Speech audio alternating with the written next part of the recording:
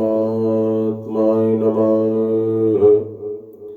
ओम श्री सद्गुरुदेवाय नमः। ओम श्री सर्व सिद्धाय नमः।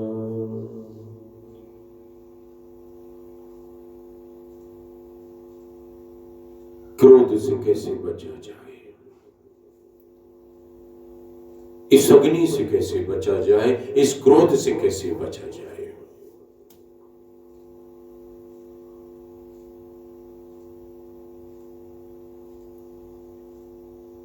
क्रोध उसी के ऊपर आता है जिसका हम बुरा चाहते हैं।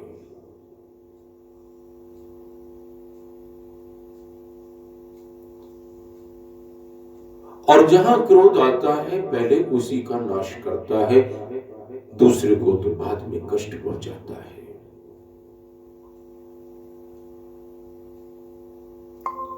हम कहीं आग लगा के हम किसी कूड़े करकट को इकट्ठा करें या कोयले को इकट्ठा करें तो पहले स्वयं को जलाता है, पहले उसी जगह को जलाता है जहां आग लगती है, बाद में दूसरे को जलाता है।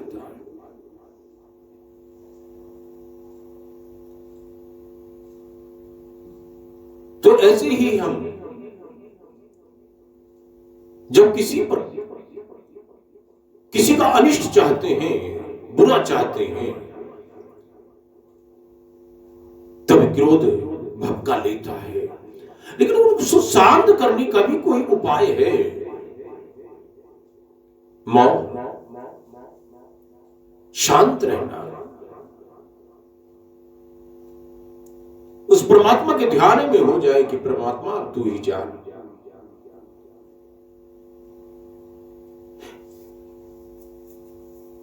हम परमात्मा के बनाए हुए हर जीव की सेवा के लिए आए हैं। ये मनुष्य शरीर परमात्मा ने अपने बनाए हुए जीव की सेवा के लिए भेजा है। ये नहीं हम किसी को क्रोध करके उसको दंड दें,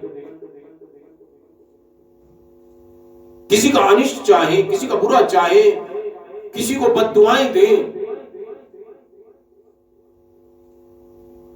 तो आपका हक नहीं है। आप उस जगह मौन हो जाए, और मौन में वो पावर है, वो शक्ति है कि आपको कोई दुराचारी आदमी व्यक्ति आके आपको गाली दे रहा है, आपको बुरा कह रहा है, उस वक्त आप मौन रहें, क्योंकि आपका हक नहीं कि उसके बनाए हुए जीव की उसको कष्ट दे। कष्ट देने से पहले स्वयं को कष्ट आएगा, क्यों क्रोध आएगा, भड़का आएगा। तो पहले अपने आप को नष्ट करेगा, फिर बाद में दूसरे का करेगा। लेकिन हमारा कोई हक नहीं है कि परमात्मा के बनाए हुए हर जीव की हम उसको कष्ट दें। सजा देना परमात्मा का काम है। हम शांत होकर उस परमात्मा के ध्यान में बैठ जाएं। कब तक कहेगा, कब तक गाली कोई देगा, कब तक आपका बुरा बुरा आपको कहता रहेगा। अगर आपने शांत नहीं हुए उसका जवाब दिया तो ये भड़का और ही बढ़ता रहेगा दोनों तरफ से। तो हमें शांत रहने की प्रक्रिया को अपनाएं। जितना मौन हो सके उतना हम मौन रहें, क्योंकि मौन के अंदर बहुत पावर है। हमारा कोई हक नहीं हम किसी को कष्ट दें या का काम है। भगवान चाहे उसको दंड दे, कुछ भी दे, लेकिन आप यही कहें मन ही मन कि हे परमात्मा इसको सद्बुद्धि दे और हमें भी दे, हमें धैर्य दे कि हम इसकी बातों को सुन सकें, हम बचा सकें।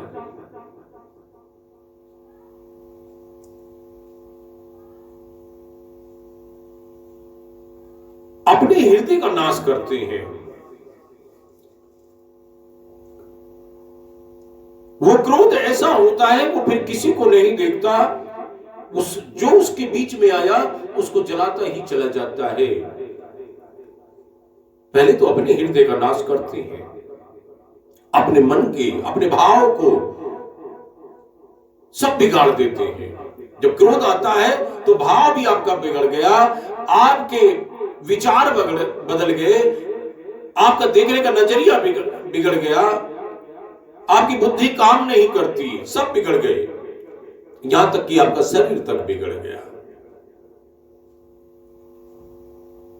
दूसरे का अनिष्ट करते करते अपने आप को भी हार्ट अटैक आ गया।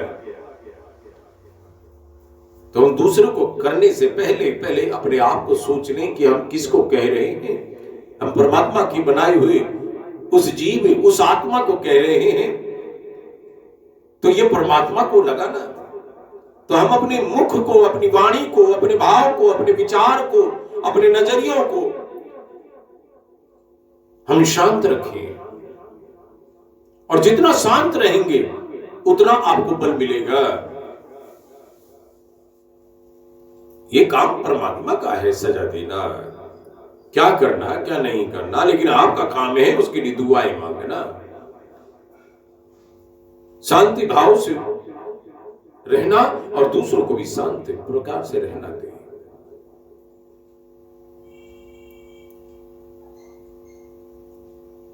शांत अपने मन में जब आएगी, जब हम परमात्मा को अपने हृदय में बैठा लेंगे। अगर संसार की वस्तु को हम अपने हृदय में बैठा रहे, संसार के लोगों को अपने हृदय में बैठा रहे, तो फिर शांति नहीं आएगी, अशांत जीवन रहेगा। क्योंकि संसार का, हर वस्तु का और हर व्यक्ति का ये भाव है, नेचर है, ये नेचर में शामिल है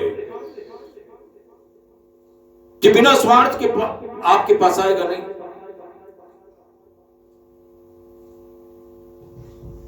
और हर चीज छूटने वाली है।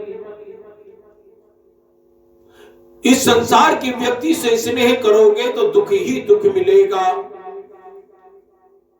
फिर आप कोसोगे भगवान को भी, अपने आप को भी और उस व्यक्ति को भी। तो कोसने का काम आपका नहीं है। हम अपनी वाणी को मधुरता में रखें।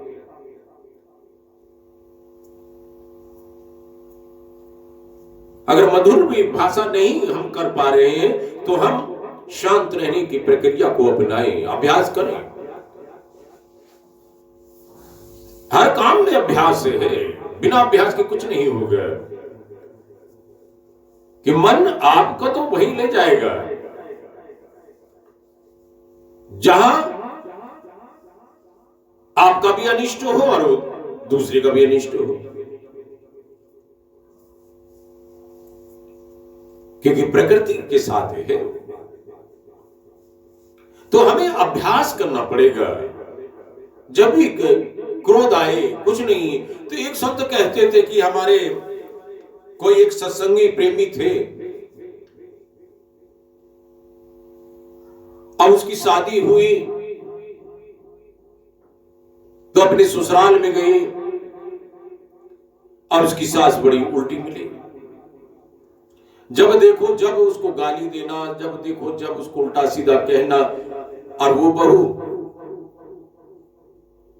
वो सत्संग में जाना, सत्कर्म करके आना, अच्छे विचार। तो एक दिन वो बोले कि गुरुजी एक समस्या है, मैं अपने आप को भी भूल जाती हूं। ऐसा ऐसा घर में जाती ही, यहां से सत्संग सुन के जाती है और वहां पर जाके दूसरे संसार का संग सुनना पड़ता है, गालियां सुननी पड़ती हैं, ऐसे ऐसे कहती हैं। तो गुरुजी ने कहा कि आप शांत रहें, मौन रहना सीखें। एक दिन गए तो शांत रहने की कोशिश करी लेकिन नहीं रहा गया। तो गुरुजी ने कहा अमुक जो जल पड़ा हुआ है मंत्रों द्वारा सिद्ध किया हुआ, इस बच्चे को थोड़ी सी बोतल में भर के दे दो, बाकी का जल वहां से भर के दे दो।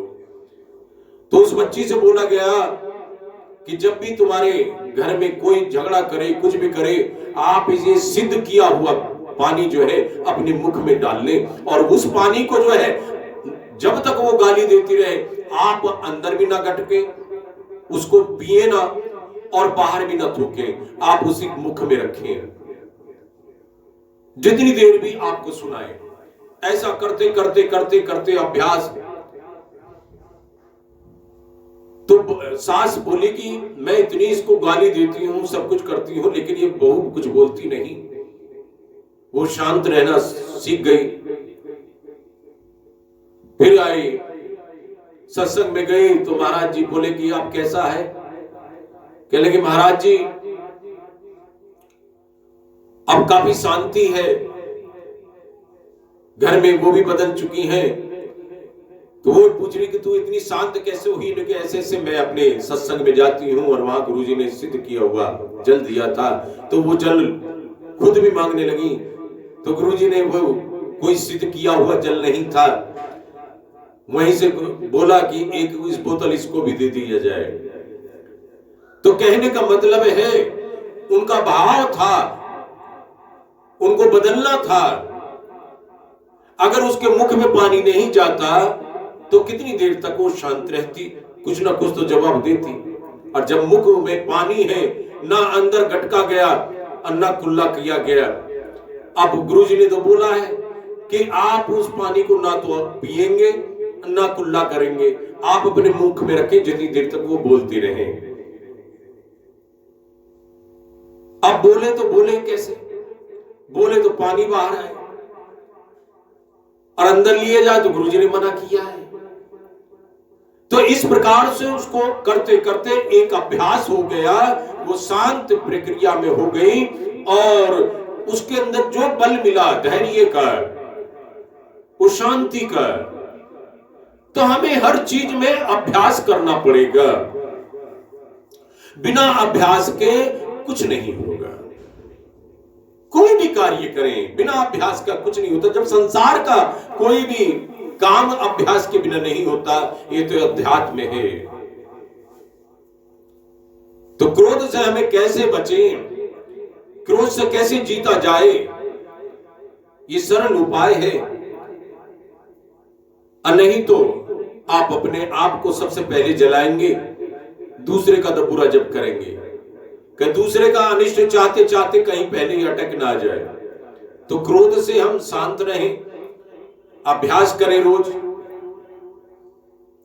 अगर ऐसा ना हो तो पानी वाला करें, बहुत बढ़िया उपाय है।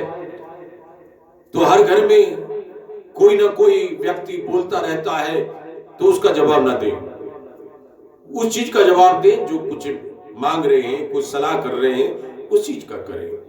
अन्यथा कोई गाली दे, दुराचारी बोले, आप सुनने की चेष्टा करें, शांत रहने की प्रक्रिया को अपनाएं, तो जब ही जीवन सफल होगा।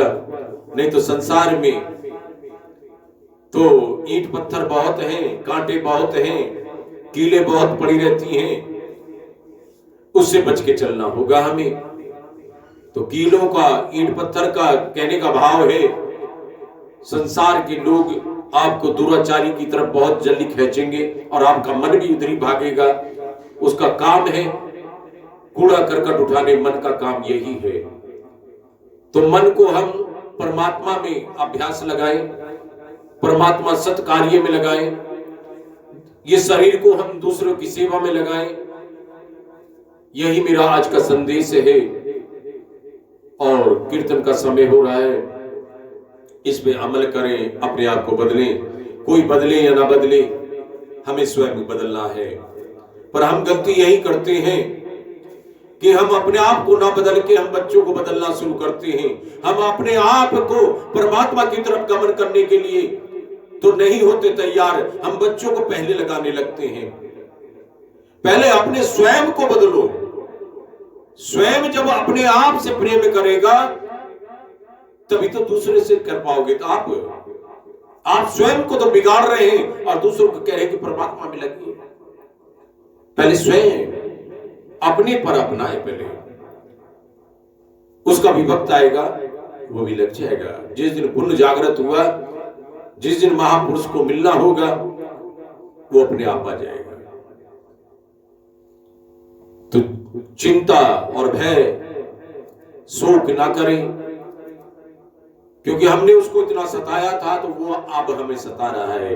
हमारे किए हुए कर्म ही हमारे सामने आते हैं, कोई अलग से नहीं आ रहा है। हमने उनके साथ किया था पिछले जन्म में, अब वो इस रूप में आके अब वो हमारे साथ कर रहे हैं। तो कोई व्यक्ति बुरा नहीं होता, आपके कर्म ही सामने ऐसे आ जाते हैं। सब अच्छे हैं, सब प्रेमी हैं, पर कर्म हमारे जो किए थे वो सामने आ गए, उसके कारण हमें वो बुरा लगता है। लेकिन बुरा कोई नहीं है, क्योंकि सब परमात्मा की संतान है। और सबसे प्रेम करना सीखें, सबकी सेवा करना सीखें। यही आज का मेरा संदेश। परमात्मा का ये वाणी।